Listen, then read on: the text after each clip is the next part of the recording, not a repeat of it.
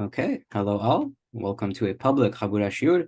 Tonight we will explore the different approaches between Sepharadim and Ashkenazim to principles of Kashrut. Leading us is Rabbi Amrom Nemeth. About our speaker, Rabbi Amrom Nemeth was brought up in Golders Green, London, and went on to study in Gateshead Yeshiva and then in Israel. After receiving Semicha, he worked closely with Rabbi Avram Levi alav shalom at Naima JPS and the Montefiore College. As some of you already know, Rabbi Avram Levi was a key figure in the formation of the Chabura. Rabbi Nemeth is currently the head of Jewish Studies at Naima JPS and Rosh Bet Midrash of the Jewish Learning Exchange in London. Rabbi Nemeth has presented to the Chabura in the past, both live in London for our Sunday night program and also online. So it's very nice to have him back with us. Also, his niece just got engaged, so Mazal Tov. So Mazal Tov. Sukkot is coming up, and if you haven't yet, I highly recommend all to get yourself a copy of the Chabura's book on Sukkot, which came out last year. It's available on Amazon, on our website, and I highly recommend it. With that said, thank you all for being here live, and for all those who listen after, Rabbi Nemeth, thank you so much for being here with us, and the floor is yours. Yeah, sure. Thank you. Good evening, everyone, and to the Talmidim that I know. And it's lovely to be here again. I do this, like you said, I work very closely with Rabbi Levi, and I don't generally have any time for anything, having been home since this morning. But in his memory, I think I'll definitely give a shir or two. And I know when the Habura started, he used to speak about it a lot, or anytime there was more learning. And therefore, please God, this should be in his merit and for all the hard work that he did throughout his life. Then, okay, so there's a few the differences between Sephardim and Ashkenazim is such a broad topic, and it's really something that I think in some areas you have to understand that in the core areas of halakha, there's not going to be a difference between the two. Everyone agrees meat and milk should be separate. Everyone agrees you've got to keep Shabbat on the seventh day. It's the intricacies but when these intricacies are in day-to-day life, and you keep them, they do make a practical difference. And I was going to give this share for a full hour. I was going to do the parav, then dishwashers, and then stoves. But I'm going to have to leave a bit early, so we'll start off with parav food and the differences between. So I presume I've got the rights to share the screen. But just before I share, I want you to, what we're going to discuss tonight is, I'm sure everyone here, it's a learned crowd, you're familiar with the term lechatchila. You're all familiar with the term b'diavad. Lechatchila, normally before the act, can you initially go ahead and do something? And b'diavad usually means something's done already. And there are many rules that b'diavad, it's okay. It's also an expression. B'diavad, b'diavad, I'm guessing the Sepharadim would say, but b'diavad means it's done, and therefore it's different. And tonight we're going to discuss some cases of different types of lechatchila and different types of b'diavad. And you know, I'm a rabbi here of the shul, and I based this shiur on the most common questions that I get asked between Sepharadim and Ashkenazim with regards to the halachot of parav food. Because it seems to be that everyone understands that you've got to cook meat in a meaty pot, and everyone understands milk in a milky pot. They're binary halachot, and they're very clear. The main texts that I get are related to parav food, cutlery, etc. So let's go through that a bit. And forgive me, there's a few pictures I've drawn. It's just a bit complicated otherwise. But I'm just going to share that with you now.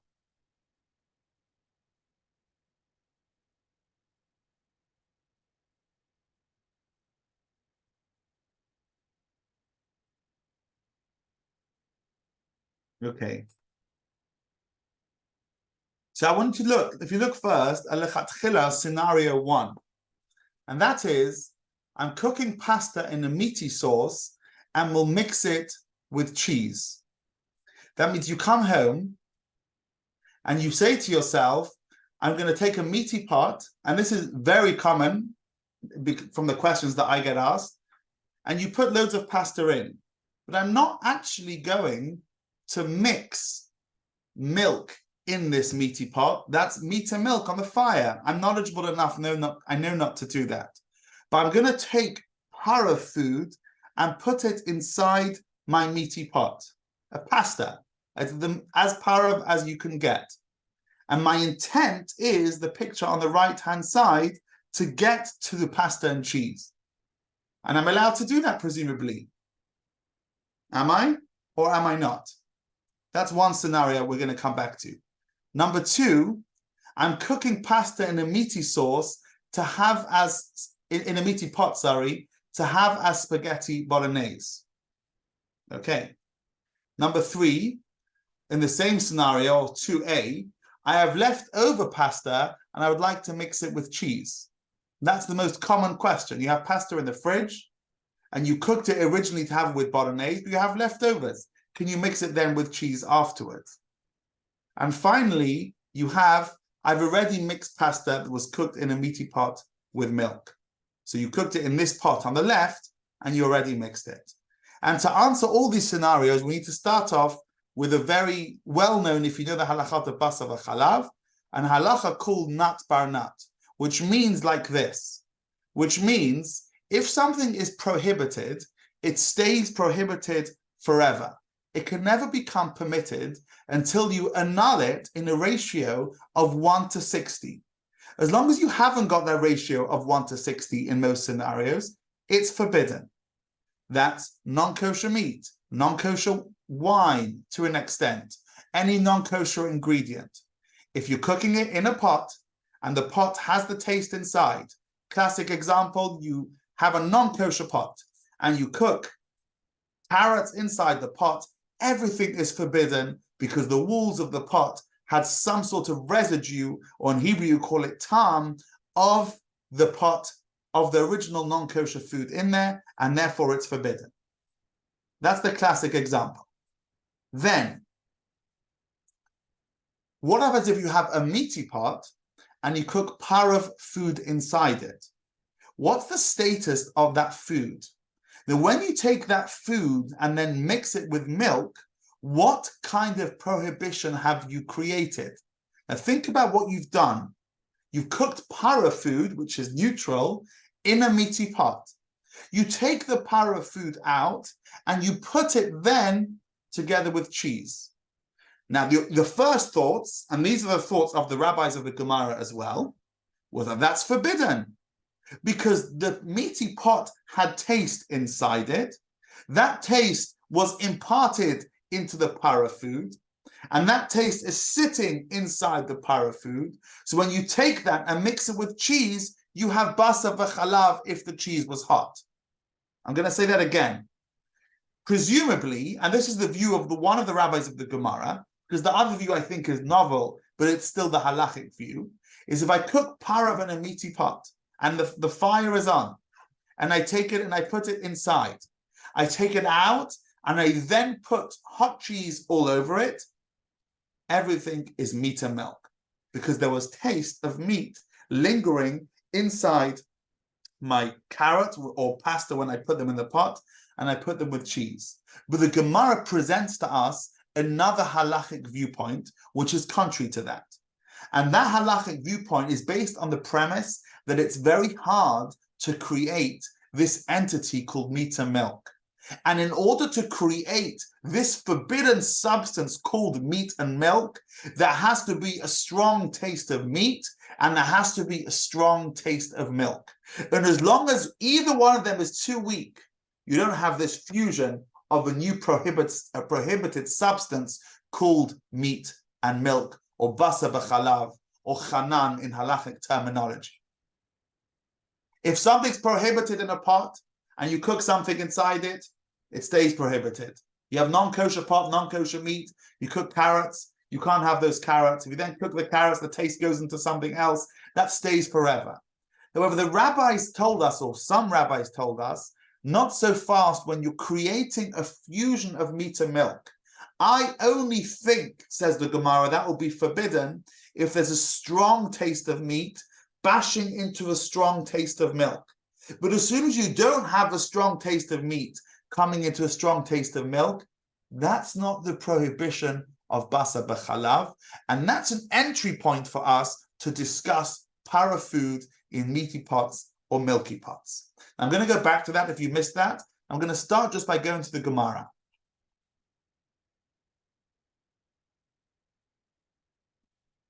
If you look at where my arrow is, Itmar. It was Rav, stated. can you zoom in a little bit? Yeah, I'm sure.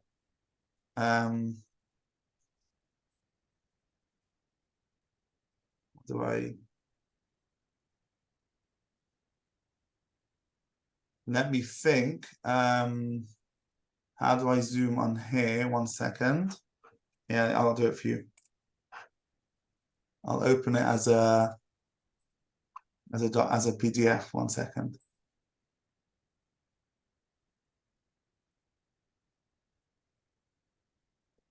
Here we are. So far, so good. Have I made anyone closer to Hashem at this point? Look, as long as I haven't moved anyone further away, that's always what I think. As long as I haven't made things worse, I'm generally okay. If people stayed neutral, then it's also a miracle. If people became closer to the master of the universe and wanted to connect to his laws, then there's nothing. I don't think there's anything more worth living for. I'm sure you agree, the senior rabbi here. You don't look like you look too young to be a senior rabbi there. Senior rabbi's office, I get to see. I see. Fair enough. Okay, let's get this up. And here we go. Well, listen, you're a special guy for doing all of this, so well done to you. Okay, I'm going to zoom in. Here we go. Now, this is your entry point, and the reason you think, well, do I not? Most people, as I see, don't know these, and most people that I've interacted with actually get shocked by all these halachot. They think every meaty part's always forbidden, and you can never mix anything. Itmar, it was stated, Dagim, I'm on the blue line of the first wide lines. Dagim sha'alu bik'ara, fish that were put on a plate. Rav Amar, Rav says, Asor la'achlan bekutach, you cannot eat them with milky sauce. Or Shmuel Amar, and Shmuel says, Muta la'achlan bekutach, you can eat them with milk. They were on a meaty plate, they were on meaty utensils, and the argument is whether if para food like fish is mixed with meaty utensils, can you then have that with a cheese sauce on top? We're not going to discuss now the prohibition, which some Sepharadim are careful for, of fish and cheese. That's a very different discussion, but that's discussed here in the literature on these halachot. But that's not our point. And our point, we're focusing in on the parav fish, and they were cooked in a plate or a pot that had a meaty kind that was meaty, and you then want to mix it with milky sauce. Similar to our picture of a meaty pot, eating then with cheese. It's para food, so cooking the pasta or the fish in this meaty pot was permitted. But my question is, can I mix it? Rav Amar Asor la'achlan bekutach. Rav says you can't eat the two together. That's meat and milk, whether rabbinical or Torah, whatever level it is. Or Shmuel Amar, Shmuel says, Mutar la'achlan bekutach. You can have it with milk. Kutach is milk. Again, Itmar, it was stated, Dagim sha'alu v'kara, fish that were cooked Rashi says, in the meaty plates. Rav Amar Rav says, Asur la'achlan bekutach. It's forbidden to have that with milk. Or Shmuel Amar Shmuel says, Mutar la'achlan bekutach. You can have them with milk. Rav Amar Asur, let's carry on. Rav says it's forbidden. Noten ta'am hu. It's given taste to the fish. The meaty taste has been imparted to the fish, and you can't therefore have it with milk.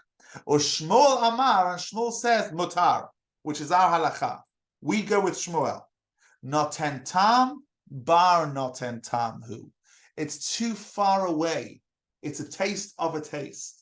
It's too far away from the original source to create a fusion of meat and milk together.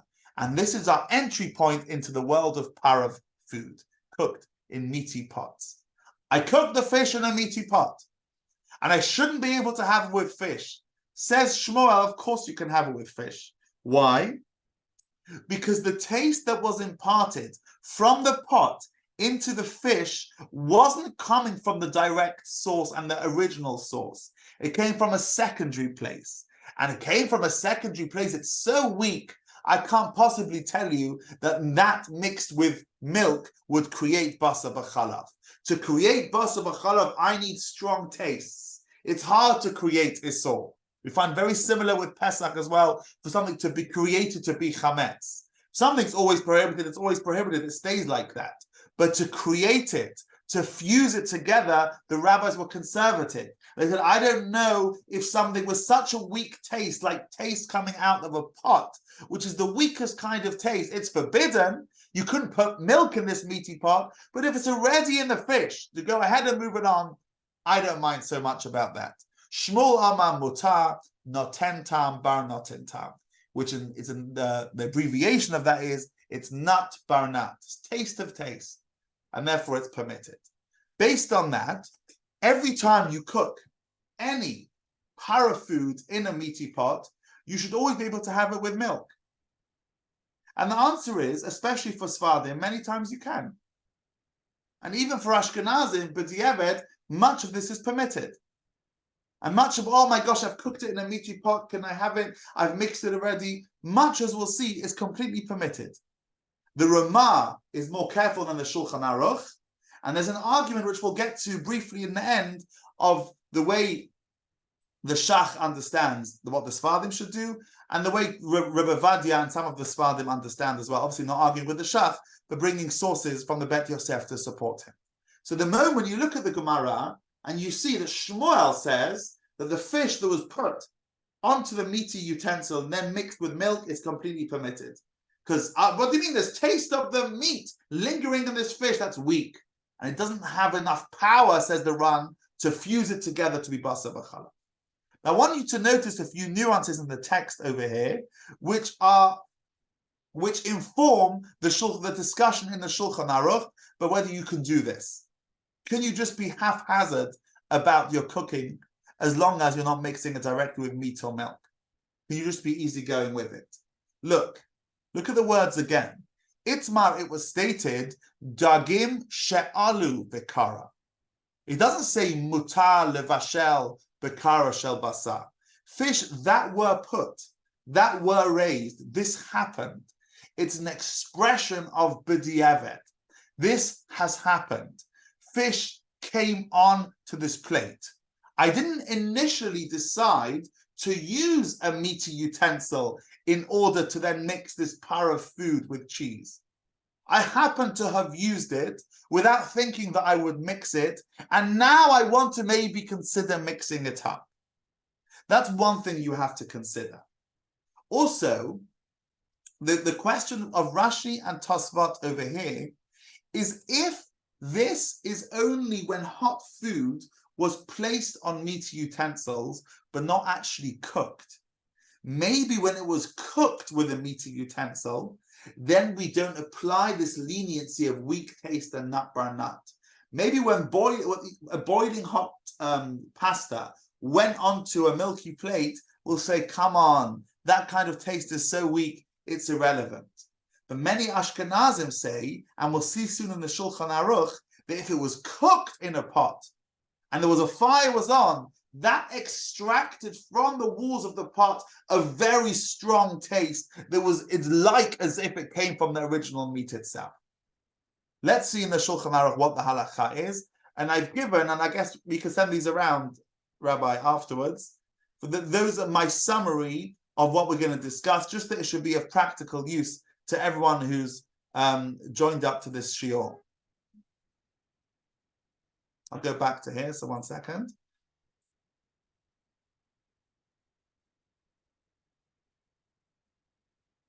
Okay.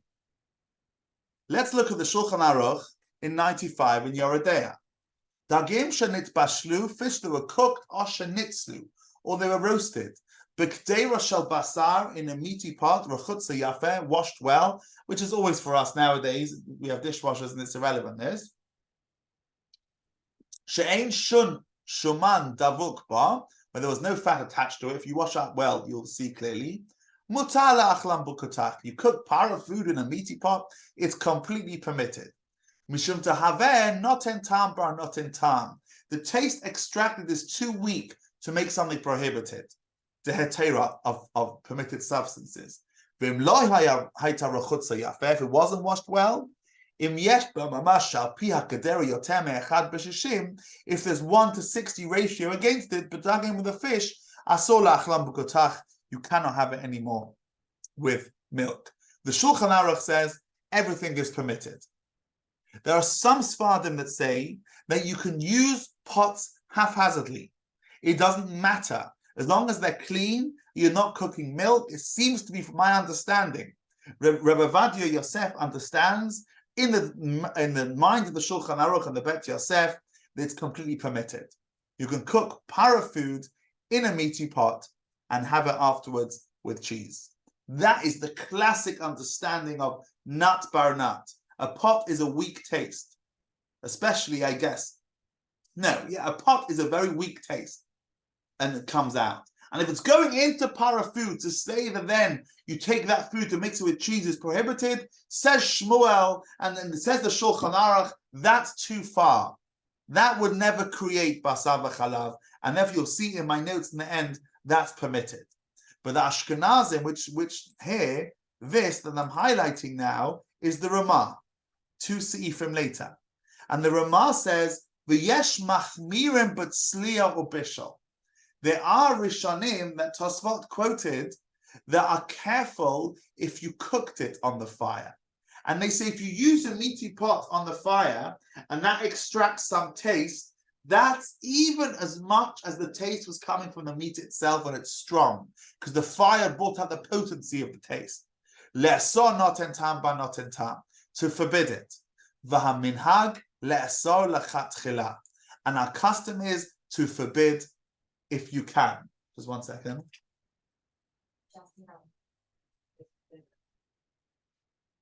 A new one. You have to call in here. So it's asor lechatchila, but b'diavad it's b'diavad mutar b'chol inyan. If post facto, after the fact, it's mutar. V'chein nohagu, v'dafka le'echol im hachalav ha'basar atzmo, specifically to eat with milk and meat.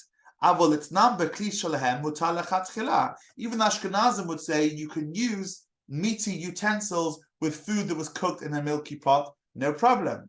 So is our custom. Okay, I'm going to go back to that soon. What I'd like to do is just summarize, just in case we don't finish, the halachot that we've said. Let's start. Although meat and milk are both halakhically permitted food types, when combined they form a halakhically forbidden mixture. However, there must be a strong flavor of both meat and milk to create this forbidden mixture. A weak taste of either meat or milk stops the creation of such a mixture. In many cases, if the taste of either meat or milk transfers from a utensil to any para food, the meat milk flavor is weakened, so it's permitted to cook or eat this para food with meat or milk. The correct terminology is nut bar nut. Okay, now, Ashkenazim and most Sephardim say, because it seems to be most Sephardim I didn't see go with this custom of Rabbi Vadia, the people that I asked, that it's forbidden to cook para food in a meaty pot with the intent to eat the food with milk. That means even though there's a concept of nut bar nut, the rabbis seem to be hesitant that you should go ahead and say, well, I don't care about my pots, it's a weak taste. It seems to be, from the understanding of the Rishonim, and from the expression of the Gemara, you remember she'alu bikara, that was happened to have been on a meaty utensil, it can be then mixed. Not that you should think that's an ideal scenario. B'diavad means, this b'diavad means it was cooked already like that, and the question I have is, can I then mix it? But Ashkenazim, 90%, and the Sepharadim that I've spoken to, but I'm not, I guess there's always differences, and I'm sure the rabbi here will say, well, those Sepharadim and these Sepharadim and this custom and that custom. We'll come to what Ravadia actually says, but many Sepharadim that I spoke to in their custom are also careful, which is interesting, because the Shach understands the Shulchan Aruch was also saying only if you already cooked your pasta in a meaty pot, with the intent to have it with bolognese, and then you have leftovers, you already cooked your soup in a meaty pot with the intent to have it with a meaty meal, and then you want to put cheese in it afterwards. You already cooked whatever you wanted with intent to have it with meat. That's what the Sepharadim say. Then it's okay. But to go ahead and say, take all my pots in my kitchen, I don't actually mind. Use anything for anything. I saw people were hesitant. But you should know, Rabbi Vadia permits you to cook food in a meaty pot with intent to have the food with milk. That means I know this pot's meaty, and I know that this food I'm going to have with cheese, no problem. That's not banat.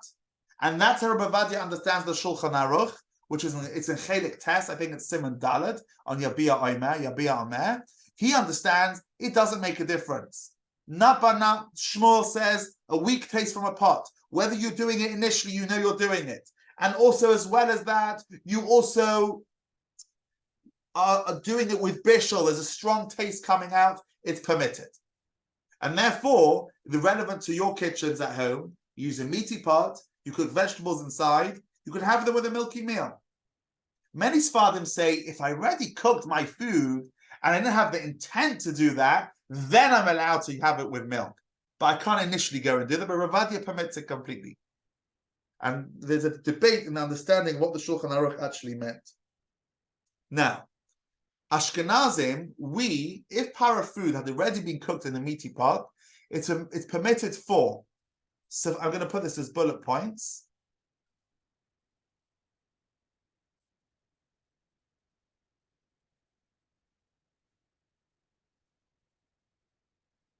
Sepharadim to have the para food together with cheese.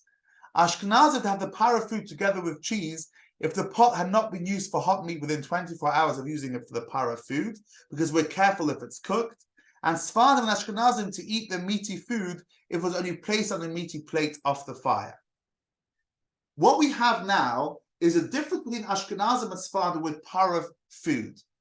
When you use a meaty pot, then Ashkenazim would say it was cooked together with the pasta was cooked in a meaty pot. I'm not going to mix that with cheese.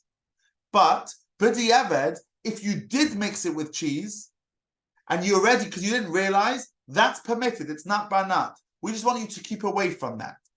Now, both Sepharadim and Ashkenazim allow you to use it with meaty or milky utensils. And as well as that, the only chumrah really that the Ashkenazim are super careful for more is if it was cooked in a meaty or milky pot. And let's go down. Let's go back to the Shulchan Aruch and see that in the Shulchan Aruch Ramah and the Shach. I'm going to go again. Dagim shenit bashlu or shnitzlu b'kdei rashel basar. If fish was cooked or roasted in a meaty pot, she'ein shem mutar la'achlam b'kotach. You can have it and you can use it. And Rabbi Vadia understands any pot, as long as it's clean, you cooked para food inside it, can then be mixed with cheese afterwards. That's Rabbi Vadia's understanding of it. Comes along the Ramah and says, listen, I'm not going to forbid everything because I like the concept of nat banat, but I'm careful for two core principles. One, the whole nat banat was really only if you've already cooked, or always in a b'diavad situation. Never that I'm using it initially when I know I'm going to mix it with milk afterwards. And number two, says the Ramah, I'm going to go even further like Tosfot and say, actually the whole nat banat was relevant to plates that were hot. You put a pot on the fire that extracts the core taste of the meat or the milk from the walls of the pot, which will be imparted into the food itself. That's the Ramah. But even the Ramah says that's only lechatchila. Lechatchila means that I shouldn't go ahead and mix it afterwards with cheese. However, if it's already mixed, that's going to be permitted. And I started off the shiur by saying there's different kinds of lechatchila. There's lechatchila, which means can I go ahead and use a meaty pot with the intent to have this para food with cheese? That's question one. Many Sepharadim would say no. The Shach understands the Shulchan Aruch, he is Ashkenazi, but he explains that Sepharadim would never, even though they permit food that was cooked, that's only after the fact if it was cooked, then you could then mix it with milk. They never ever say that you can ideally go ahead and do that. They don't want you mixing the two together. Look at the shach on the side of the Shulchan Aruch. Lech ubediyeved mutar im natam bekutach. If you mix the two together, it's permitted. Avol levashlan lechatchila b'kdeira shel basar, to cook in a meaty pot, k'dei la'achlan bekutach, in order to have with milk, asor afilu lehamachaber. It's forbidden even according to the Shulchan Aruch, which is that many Sepharadim understand. That nat banat is a concept that's only once something has happened. But I can't go ahead and cause nat bar nat to happen. And I can't say I'm using whatever pot I want. However, Ravadia, based on the Bet Yosef, has a different understanding. And he says you can even cause nat bar nat to happen. And if you use the pot with intent to have it with cheese, that's also okay. The Ramah says that we're careful, first of all, for lechatchila, and that ideally you can't do it. But then he says, but if you do it, and it's already mixed, then it's permitted. Both Sepharadim and Ashkenazim say that if you cooked food in a meaty pot, it can be used with the opposite cutlery, with milky or meaty cutlery. And that's the end of part one. My next two parts were related to dishwashers and as well as that to the stoves. We'll have to do that at different times. I do have to leave at this point. I just wanted to make sure I didn't cancel. Just I've got to run back to the engagement. And I wish you all Gemar Chasima Tova and a good Yom Tov. It's been a pleasure learning with you tonight. Thank you so much, Rabbi. Mazal Tov. Thank you, everyone, for coming. Thank you, everyone. Thank you for coming. And sorry for the shortness of it. Bezrat Hashem will have you on many times afterwards. So everyone can ask Chag Sameach. Let me know any questions. Please be in touch. I've got to run, guys. See you. Bye-bye. See you. Thank you, everyone. Bye-bye.